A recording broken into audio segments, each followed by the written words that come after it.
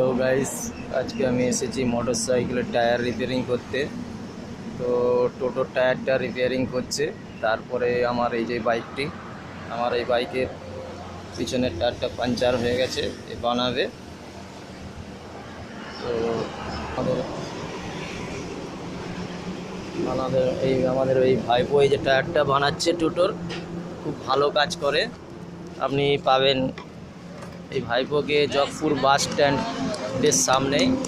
ভাইপোর মোটরসাইকেল এবং লরি সব রকম টায়ার বানায়। এই যে ভাইপোর মেশিন আছে, ভাইপোর গ্যারেজ। খুব ভালো কাজ করে ভাইপো আমাদের।